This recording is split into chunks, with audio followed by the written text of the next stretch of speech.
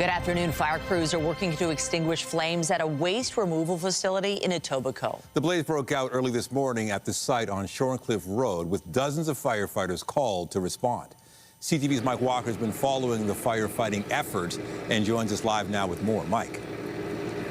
Well, Nathan and Michelle, we can still see some smoke billowing from this waste removal facility that Toronto Fire says is used for construction material. At its height, this was a 3-alarm blaze with about 80 firefighters responding to the scene. I want to show you some drone video taken over the scene early this morning.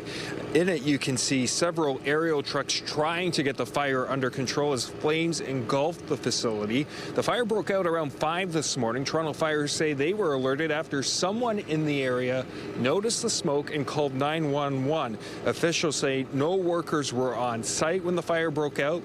The facility contained construction material and machinery. Here's more from the division commander on the challenges crews face when trying to get this fire under control.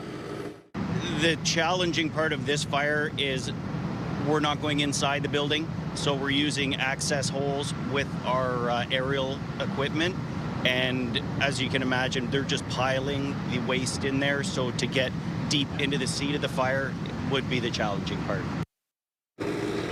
Now, given the material inside the facility, there were some concerns about the air quality, and crews have been monitoring that and say at this point there are no concerns or issues. At this point, there's still no word on what may have sparked this fire. Crews are expected to remain on scene for up to the next 24 hours, continuing to monitor for hotspots. Reporting live, I'm Mike Walker. Nathan and Michelle, back to you. Thank you, Mike. Peel police are investigating a suspected arson after a tow truck was set on fire outside a Brampton home. The incident happened in a residential neighborhood near Kennedy Road and Beauvert Drive. CTV's John Musselman has been following this investigation and joins us live with more. John. Hi, Michelle. Yes, Peel Regional Police are classifying this as an arson. It happened on Muskoka Street here in Brampton. We'll show you some video taken last night. Now, we're told this truck was set on fire just before midnight here on Muskoka Street. Fire police responding to the area. I did have a chance to speak to some neighbors this morning. They say they heard a loud bang. They came out and they saw that the vehicle was fully engulfed in flames. Firefighters did have it under control rather quickly. We're told it did not spread to the home in this case. Now, we did speak to 2 people who came out of that home. They declined to speak to us about what happened here. We just know that it was a tow truck. Whether or not it's connected to what's been ongoing with the tow truck industry, that hasn't been confirmed by Peel Regional Police. At this point, they're just saying this is being investigated as an arson. We did speak to one neighbor who told us what he heard and saw. Here's what he had to say. I heard just a bang. Okay. And then I went outside of the back to have a smoke, and I heard another 2 bang. And then when I came back in to put the alarm on, I saw all these lights outside. Now, there's some debris on the driveway, some burnt debris from that vehicle. It has been removed from the scene for further forensic examination. Reporting live in Brampton, I'm John Musselman. I'll send it back to you. Thank you, John. Toronto Police Chief Myron Demke is expected to provide an update today on a shooting that targeted a Jewish-owned restaurant in North York. No injuries were reported after shots were fired at Old Avenue Restaurant on Avenue Road near Brook Avenue just before 1:30 a.m. Friday. Toronto Police's Guns and Gangs unit has been investigating. The update from the chief is scheduled for 1 p.m. An investigation is underway after shots were fired near Victoria Park and Finch.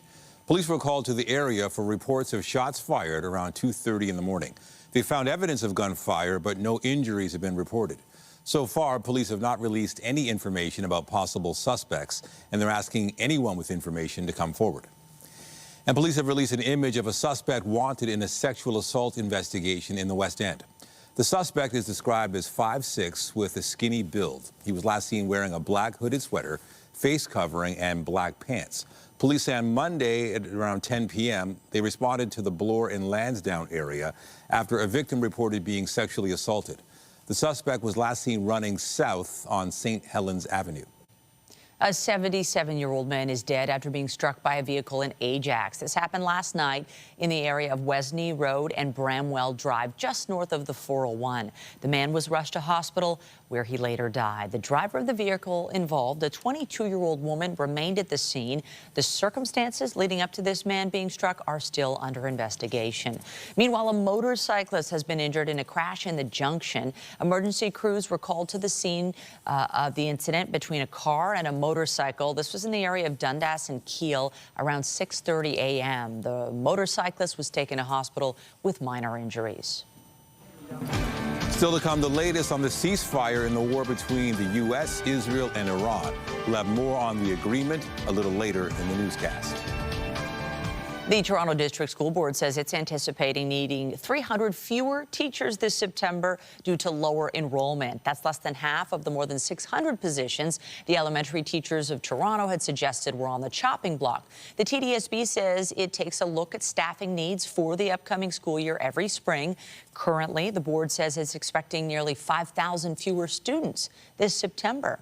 Meanwhile, a statement from Ontario Education Minister Paul Calandra reads in part, 289 teaching positions are potentially being reduced in the Toronto District School Board next year. The appearance of any reductions over and above that number are positions that were not filled in previous years as a result of declining enrollment. To be clear, these do not include positions of teachers working in the classroom right now. The province is planning to extend workplace safety and insurance coverage to workers in privately run care facilities like retirement homes. The change is part of a broader set of updates to labor rules. The government says the facilities, which include foster homes, are currently not subject to mandatory coverage. The update will mean roughly 29,000 workers will now be protected if they get hurt or become sick on the job. That includes nurses, personal support workers, and resident care workers. The Ford government is looking at rolling back some green initiatives when it comes to new developments. The proposed legislation means developers would no longer be required to add more tree canopy, electric vehicle chargers, bird-friendly window coatings, or other sustainable design standards beyond what's required for health and safety. The government says changing these municipal standards will lower costs and get projects built faster. We have more news in a moment, but first a look at the forecast. There's a live shot of the city there, and we've got, again, clear skies. Cool, but temperatures are gradually rising. And if we look ahead to the next few days, we're seeing some pretty good temperatures, but there could be some rain as well. Let's bring in Lindsay Morrison with a look at the current conditions. Hey, Lindsay. Yeah, Nathan, it looks pretty beautiful. Taking a look outside, gorgeous sunshine today, still below seasonal, but a little warmer already than we were at any point yesterday. Watching some snow make its way across the state of Michigan, but that is going to veer north, not impact us here in the south. We are, however, feeling the impact of a southeasterly breeze today, so starting to warm up as mentioned. We're at 2 degrees right now, again warmer than we got at any point yesterday, and today at a glance shows a forecast daytime high of 6 degrees. 10 is the norm. Tomorrow we're going to soar past that as far as the temperature is concerned, but we are looking at a little bit of active weather as we head toward the end of this week. We'll talk about rain versus snow and big picture long range. Is that a sign of a warm up next week? Details are ahead. For now, Michelle, over to you. Thank you, Lindsay. Well, the Conservatives are calling on the federal ethics watchdog to investigate the finance minister. Conflict of interest questions are being raised over Francois-Philippe Champagne's connections to a government-funded high-speed rail project. CTV's Judy Trin has the details. The office of Francois-Philippe Champagne says the federal government's past decision to fund Alto, a crown corporation developing a high-speed train line, happened before he was appointed finance minister. The largest infrastructure project in Canadian history. More than a year ago, former Prime Minister Justin Trudeau announced that $3.9 billion would be invested in Alto. Champagne became finance minister a month later in March 2025. His partner, Anne-Marie Godet, seen here walking beside him, was hired by Alto in August. Champagne says he proactively reported to the Ethics Commissioner and the Prime Minister his personal connection to Godet to safeguard against any real or perceived conflict of interest. He recused himself from from voting and discussions. The Minister of Finance has followed those rules and regulations in notification of the Ethics Commissioner, in recusing himself. This is a good situation because we have a partner who can pursue her career, the Minister of Finance who can do his responsibilities. No new money was allocated in the budget that Champagne delivered, but he did announce that a faster timeline would be used to approve high-speed rail. The Conservatives are calling for the federal ethics watchdog to investigate the minister. The legislation that benefits Alto was included in the finance minister's budget, and nothing ends up in the budget that the finance minister hasn't put eyes on or hasn't contributed to. In an email seen by CTV News, the ethics commissioner confirmed that Champagne's relationship with Godet did not constitute a conflict of interest. Alto, as a Crown corporation, is accountable to the Minister of Transport, and Champagne, as the finance minister, has no decision-making authority over any Alto employee. Judy Trin, CTV News, Ottawa. Well, it has happened again. Another floor crossing. Sarnia-Lambton MP Marilyn Gladue has announced she, too, will be joining the federal Liberals. Gladue has represented the riding since 2015 when she was elected as a Conservative MP. She says she's joining the Liberals because she believes it is the best thing for her community's priorities and the country. Gladue's defection means the Liberals can secure a majority government if they win one of 3 federal by-elections being held on Monday. The countdown is on to the FIFA World Cup, which is set to arrive in the city this June. Today, a special celebration is being held in the Distillery District to give fans a taste of what's to come. CTV's Raheem Ladani joins us live with more. We're, 2 months left, Raheem? Yeah, Nathan, we're just around the corner here, right? And so the festivities and really atmosphere is really picking up. We're here inside Luminarium Toronto, which has been the host for a lot of great experiences. And so for FIFA, they have launched Canada Celebrates, a new initiative. And oh, things went dark real quick. I think another installation is about to start. Just hang out. There we go. Now we got some more light. Well, what's happening over here now is FIFA Celebrates is going across the country to make sure that fans can take part in the FIFA experience all throughout, leading up to and during the World Cup. We're just waiting for Adam Van Koeverden. He's taking some pictures. We're going to come on over. Adam, we're live on CTV News. Right on. Yeah, we just want to chat a little bit in terms of the importance of today. What does this mean for communities that explaining that, the FIFA World Cup is not just about being in Toronto and Vancouver, but it's for all of Canada? Well, I don't need to tell Canadians that we have a huge country, and we wanted to make sure, the government of Canada wanted to make sure, and it was actually a priority of Prime Minister Mark Carney to ensure that the World Cup touches more Canadians, that we reach more Canadians with this celebration. So Celebrate Canada is all about making sure that we're making all those stops, and as you see all the small towns and cities running through in the brilliant way that they've demonstrated it here, it's very evident that we're achieving that by bringing the World Cup to 64 different communities across the country. Some of the communities, just for our viewers to see, there's here in Ontario, there's Vaughan, Burlington, the Waterloo region, of course, Windsor as well, Niagara Falls, but it's also going to all of the provinces, even the Northwest Territories, Yukon. Those smaller communities to connect fans with the game, how important was that when making the decision to get this done? Oh, it was absolutely critical, and we're thrilled that FIFA Canada came through. We're a proud partner with them. The government of Canada's priority was to make sure that, the Mississaugas are the Credit First Nation, and like you said, like the Windsors, the Quebec cities, the Fort St. John's and the St. John's all get a chance to celebrate the beautiful game this summer. This is the biggest event in the year, in the world this year, and Canada gets to host 13 matches on home soil, which is a unique opportunity, but we wanted to spread the love and make sure that we reach more Canadians, and that's what we've been able to manage with FIFA Canada and Celebrate Canada Tour. Adam, thanks for your time. My pleasure, man. Thank you. So for fans, when they come down to any one of these stops across the country, they will be showing all of the games on the big screens. You bring your own chair and you can spend all day watching soccer. There are going to be interactive installations. There'll be live music, food, just a way to connect. This is in addition to the Fan Fest in the FIFA World Cup. So you can watch the games if you have a ticket. You can go to the Fan Fest, and now you can go to this Canada Celebrates initiative. Reporting live, I'm Raheem Ladani. I'll send it back to you both in studio. Thank you, Raheem. We return now to one of our top stories. A Conservative MP, Marilyn Gladu, has joined the Liberals. And joining us now live from Ottawa is CTV's Rachel Aiello. So many now, I'm losing count. Rachel, what can you tell us about this latest switch?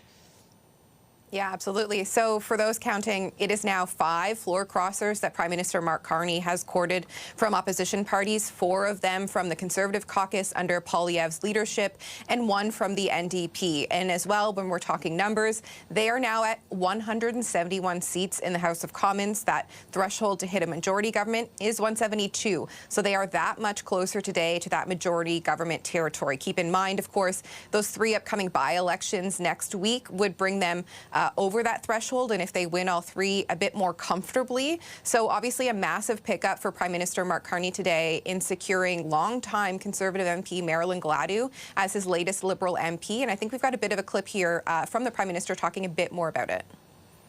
Very much looking forward to working with Marilyn. She brings tremendous experience as an engineer, a very long international business career, dedicated to the people of Sarnia. She's spent her whole career there, and of course a lot of experience as a politician. She's going to be a great member of our team, lots of energy, ideas, advice on a wide range of issues, including execution, getting things done. And this all comes at a time when the country as a whole is uniting to move forward, and it's important that over there we unite to move forward as well. So we've also just seen MP Gladu meet Prime Minister Mark Carney in his office just off Parliament Hill. In that, she indicated her rationale for doing this, similar to what she wrote in her letter to constituents, indicating that she wants to be able to deliver for her riding, get things done, that she feels that she can better do as part of the governing Liberal caucus that she wasn't able to do as a Conservative. Now let's talk about the shift in the political landscape. We have these by-elections on Monday, 2 of which are in Toronto, traditionally Liberal ridings. Does this make that Liberal majority a lot more likely?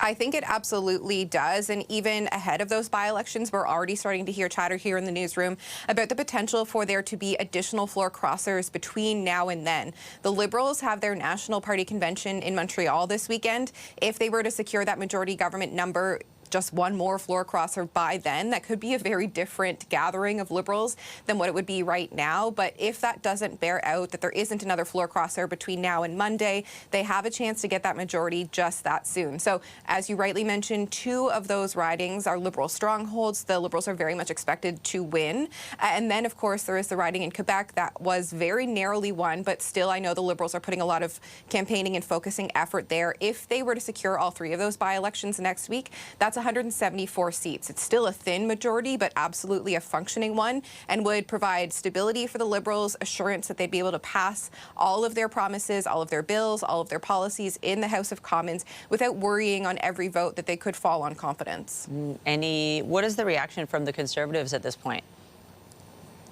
So we have reached out to the Conservatives, including Conservative leader Pierre Poilievre, for comment on this. I'm going to keep an eye out to see what we've got coming into our inbox. Obviously, emails are flying fast and furious at the moment, but it will be interesting to see what the caucus does, the Conservatives, because as we've seen with some other floor crossers, they have not taken so nicely to them, really calling them out, suggesting that they were going to need to answer to their constituents. So do they take a similar tact here or not is really, I think, something that we're going to have to watch for.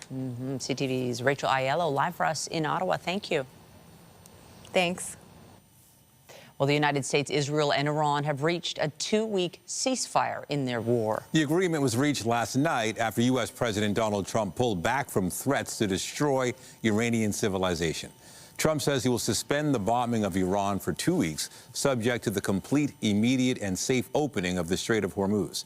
It's unclear what the terms of the ceasefire are, as Iran is insisting it would charge tolls to passing ships in the strait. The 2 sides will continue negotiations, working with Pakistan as the mediator. This morning, U.S. Secretary of War Pete Hegseth stated the U.S. military has achieved all its objectives. Iran's Navy is at the bottom of the sea, whether it's the Soleimani class, their frigate class, their prized drone aircraft carriers, submarines, mine layers, sunk.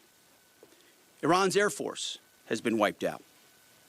Iran no longer has an air defense, any sort of a comprehensive air defense system. We own their skies. Their missile program is functionally destroyed.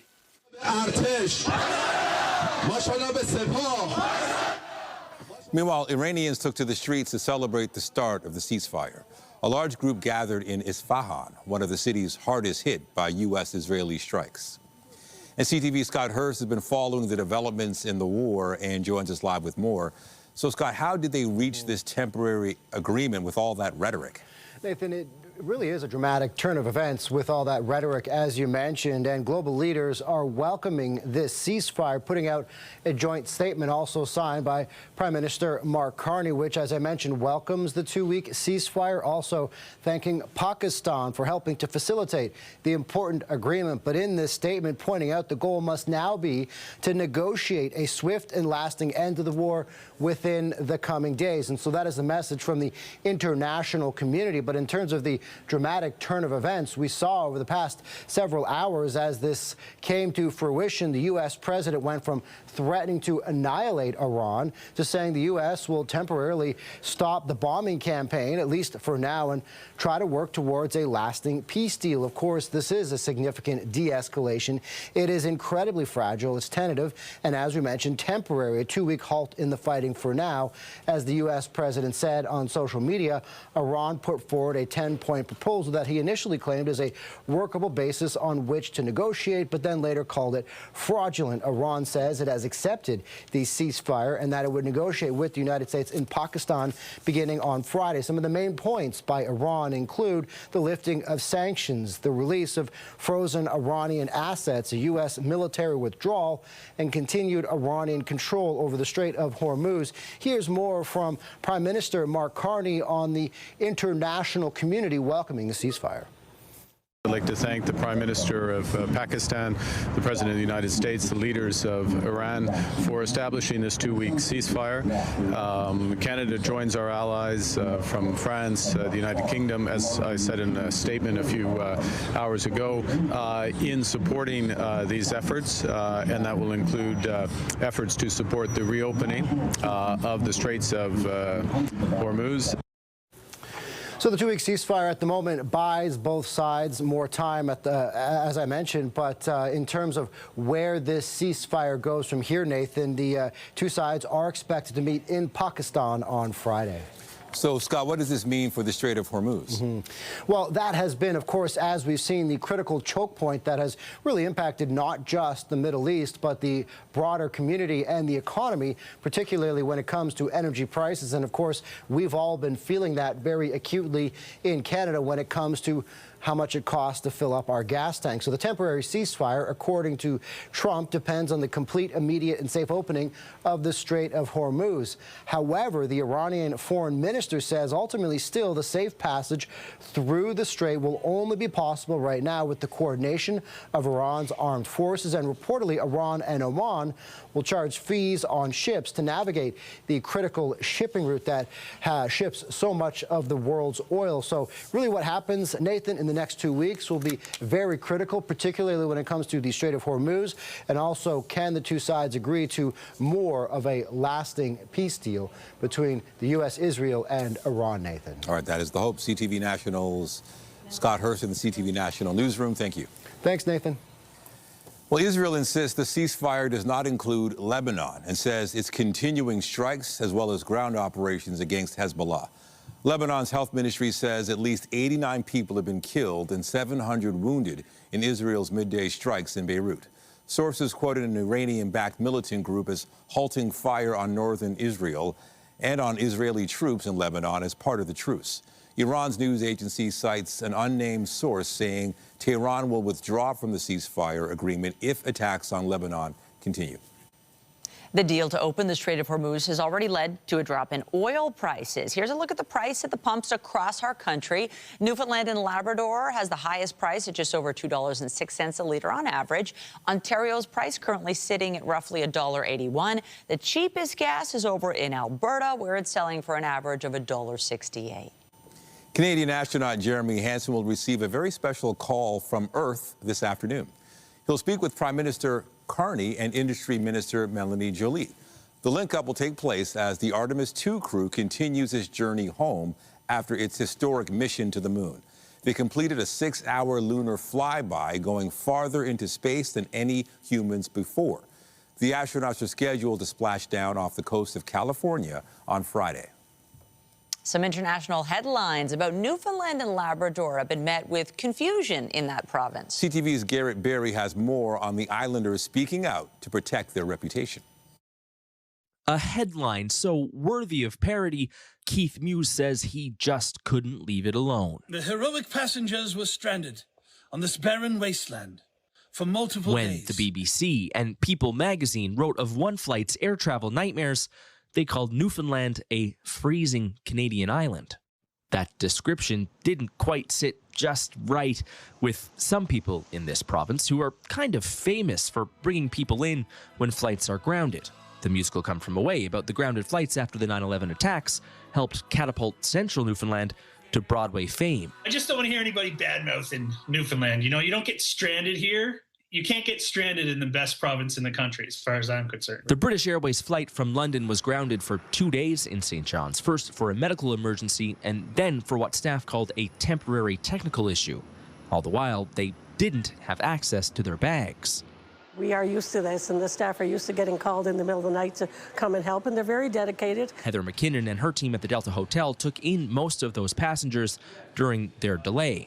She says hotel staff made extra runs to Shoppers or Walmart to help passengers while their bags were stuck on board. Some were traveling for funerals, some were traveling for weddings, so that was a little frustrating, but they kept in good humor. But that headline, the freezing Canadian island, it caught the attention of this province's tourism minister, who wrote to People magazine today, complaining the headline diminished Newfoundland and Labrador. Andrea Barber invited magazine representatives to visit Newfoundland and see what she called world-class hospitality.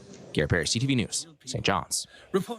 Well, unlike yesterday, we can't call our neck of the woods freezing today either. Here's a look at our forecast daytime highs for the afternoon. 6 degrees is what we're calling for here in Toronto. 10 is the seasonal average, so we are still a little cool for this point in April.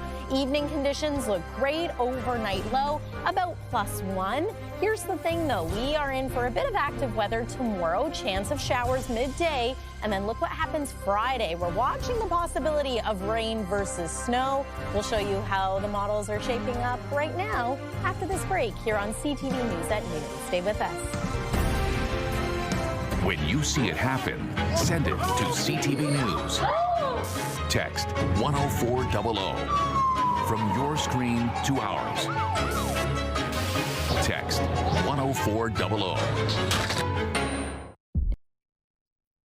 Ahead of the FIFA World Cup, a new exhibition at the Ajax Museum is letting you get hands-on while exploring how games and sports connect people from around the world and throughout history. That's where we find CTV's Jessica Smith, who joins us live with a preview. Jess.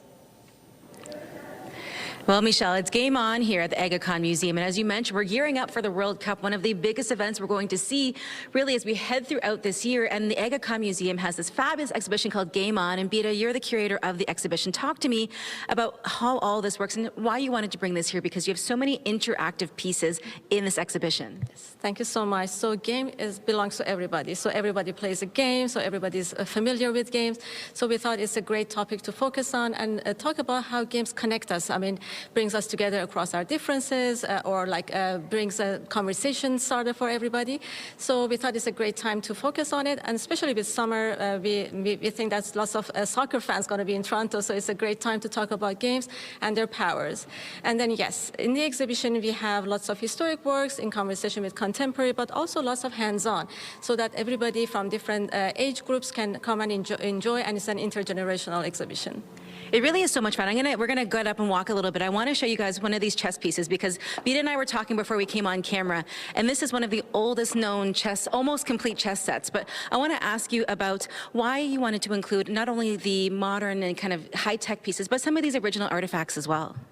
So these examples are, several of them are loaned from many international and national collections to our exhibition. So they talk about the power of game not only in our time, but in how deep in the history people were engaged with these games. And then it's a means for us to talk about the history of them and how they traveled and how they engaged different communities, different time, and then they change along the way, and then they become the games and sports that we know today and we enjoy today. But then at this core, it's not about winning and losing, but it's about connecting us over the shared game. It really is so unique to have all these different pieces, and you've got some ones that were commissioned particularly for this exhibition. How unique is it to be able to have people creating works just for you guys? Because this is a limited time kind of exhibition. People have to come out and see it. Yes, so we are fortunate. We've worked with the Canadian Syrian artist and technologist Jawa El-Kash for a commissioned piece for this exhibition. So it's a work that talks about her heritage and her background, but also talks about like how these kind of echoes of the past is kind of ripples in today's world and for the future. So she looks into her heritage, into building this fantastic video game for us that people can come and engage in the exhibition. And how long is it on for? It's going to be on display till September 7th. And Wednesdays from 4 to 8, it is free, which is my favorite price. So you can come today, this afternoon, when you're done obviously watching the noon show, and come and check it out. Bita, thank you so much. We're going to send things back inside to the studio. Thank you both. Appreciate it. What a lovely day today. Compared to yesterday, we've got the sunshine. It is not as cold. Keep it coming. Yeah, I agreed. I can, it's manageable weather. I can handle stuff like this where you're not necessarily wearing a big coat. Yes. Yeah, hat and gloves. Makes a big difference, doesn't it? Tomorrow, we're going to be even warmer, so there is that. However, you might want to bring the umbrella with you as you venture out, because we do have a chance of showers. And then Friday, maybe the warmer jacket once again. But generally speaking, we are headed in the right direction temperature-wise. I think you'll like what's in store for the weekend, and especially some highs into early next week. Weather is brought to you by the Presler Law Firm. Injury lawyers, you don't pay unless they win. We've had gorgeous sunshine right from the start today. Clear skies overnight, blue skies so far today. Might get a little bit of an increase in cloud cover as this day goes on, but other than that, expect it to be uneventful weather-wise. We become a little more active starting tomorrow and then certainly into Friday morning. But we'll get there in a moment. Let's talk temperatures. It is 2 degrees right now at Pearson Airport, +5 in Windsor, still below freezing in places like Geraldton and Timmins. More snow expected for northern parts of Ontario. It's been quite a spring in that part of our province so far. And it's 2 degrees right now in Muskoka as well as Trenton. We don't need to worry about breaking any record highs or lows today, but I will remind you of the fact that our seasonal norm is 10 degrees. Yesterday, we only made it to 1. So this is an improvement today with a forecast high of 6 degrees. +1 is what we're expecting for a low tonight. Again, mainly clear skies tomorrow. Beginning with some sunshine for the start of the day, increase in cloud cover late morning, and then this chance of showers comes early in the afternoon. Look at the expected high, 16 degrees, and it's going to be mild just about everywhere in southern Ontario. In the teens, nice and comfortable, above seasonal. We do have a couple of similar days like this in the long-range forecast too, which we will talk about in just a moment. Satellite and radar, nothing to show you. See that snow? We don't have to worry about that. That's what's going to impact our friends in northern Ontario, where, as I've been mentioning, it's been very snowy so far this spring. So not great news there. We, on the other hand, are going to get the front associated with that low swinging through tomorrow, bringing us the chance of a few showers. And then another disturbance for Friday, which brings us maybe some snow, maybe some rain. Bit of a different track today compared to yesterday. First, there's our increase in cloud cover. Showers begin east of Georgian Bay and to the south of that water area. And then there's early afternoon for us. These are weak showers. We're not looking at significant rain here. And then again, this disturbance is now tracking a little further north this time. So snow expected to be north of the GTA. And it could be a decent soaking of rain for us, though, Friday morning into the early part of the afternoon. Saturday is looking sunny. As far as rainfall amounts are concerned, maybe 5 to 10 millimeters for us. Just a heads up when it comes to snow, heads up Huntsville, Aurelia, Bancroft, maybe 5 to 10 centimeters of snow for you before Friday is finished. Here's the 7-day forecast. Let's talk about the weekend. 9 degrees and sunshine for your Saturday. Cloudier Sunday with a high of 13. Chance of showers. And then we are unsettled for Monday and Tuesday, but those highs in the teens look pretty good in my opinion. That's the weather for now. Nathan, over to you. All right, sounds good. Thank you, Lindsay. The Blue Jays will be looking to avoid being swept by the Dodgers this afternoon as they try to avoid a 7th straight loss. Runners in scoring position. It's really hard to score runs. This will help. It is down and all the way to the wall in right center. The Jays were only able to score a single run last night, falling to the Dodgers 4-1. Manager John Schneider was ejected in the 5th inning after arguing a balk called against Kevin Gausman. First pitch for the final game of the series is set for just after 3 this afternoon at Rogers Center. Dylan Cease will take the mound for the Jays, while Shohei Ohtani gets the start for the Dodgers. The Raptors tightened their grip on a playoff spot when they beat the Miami Heat last night. Quickly to Mamukelashvili, back to Quick. Quick in the lane, Scotty, the two-handed monster slam. Scotty Barnes scored 25 points as the Raptors topped the Heat 121-95. The team is holding on to the 6th and final playoff spot in the Eastern Conference. The two teams will play again at Scotiabank Arena tomorrow night. With just 5 games left in the regular season, the Leafs, back from a 4-game road trip, face off with the Washington Capitals tonight. There's Nye scores! What a bullet from Matthew Nyes! The Leafs are coming off a 7-6 overtime loss to the LA Kings on Saturday. Including tonight's game, the team has just 5 games left in the regular season. Puck drop for tonight's game against the Capitals is set for just after 7:30 at Scotiabank Arena. Still to come on CTV News at noon, new research is outlining the crucial role vitamin D could play in long-term brain health. We'll have those details when we come back.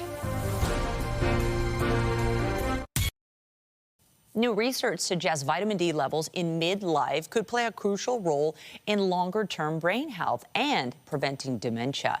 An Irish team looked at the vitamin D levels of nearly 800 adults with an average age of 39 years old. Then they looked at information gathered from brain scans of those same patients 16 years later. Those with lower levels of the vitamin at the outset showed more protein deposits associated with preclinical dementia. As research continues on that front, Health Canada says vitamin D plays many roles in maintaining health, including building and maintaining strong bones and teeth.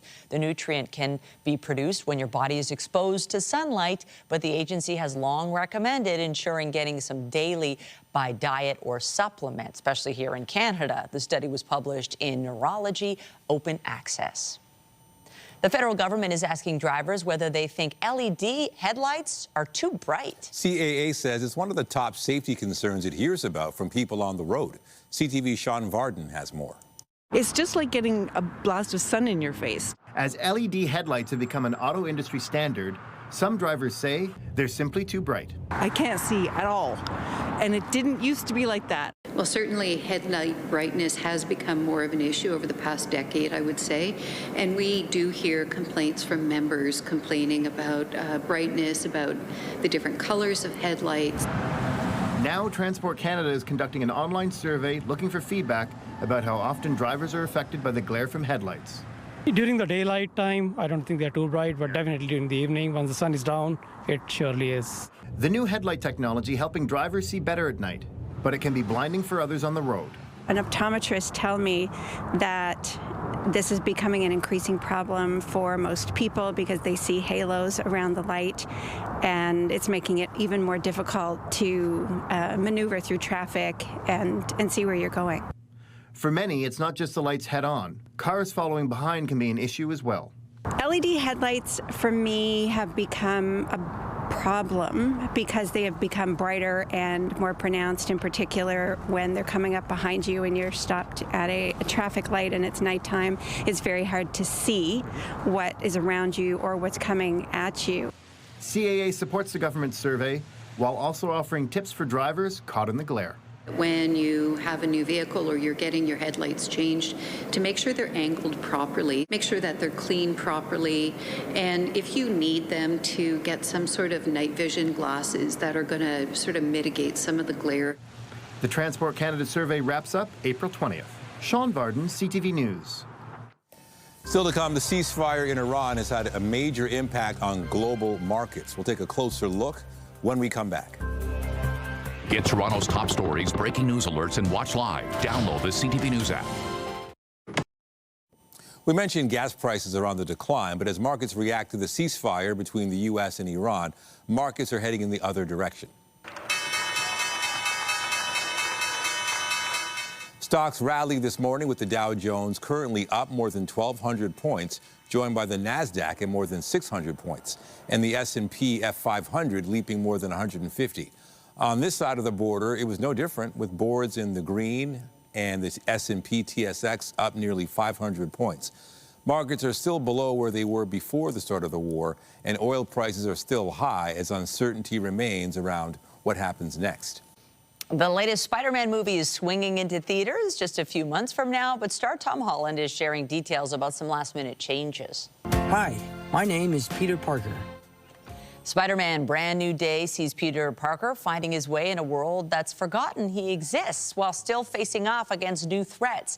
In an interview published today, Holland told GQ he'd been in London to shoot some additional scenes. The actor said they were intended to add in some more humor and to help flesh out a villain's plot line. The trailer dropped last month and became the first in history to garner 1 billion views. Brand New Day hits theaters July 31st. We've known for a while now that another season of heated rivalry is on the way, but the show's creators hinting at a longer future for the hockey romance series. You will not be so nice when we beat you. That's not happening. The smash hit Crave show tells the story of two pro hockey players who find themselves in an unexpected relationship. It's based on the Game Changers series by author Rachel Reed. Season 2 is due next year, covering the book, The Long Game. It'll show what's next for Ilya and Shane, played by Hudson Williams and Connor Story. But show creator Jacob Turney hinted to Deadline that there's a lot of material in the book, and it might be too much to fit into just one follow-up season. Crave and CTV are divisions of Bell Media. Coming up, walking for a good cause. A Quebec woman is back home after her 3,000-kilometer journey across Europe in heels. We'll have more on her fundraising effort when we return.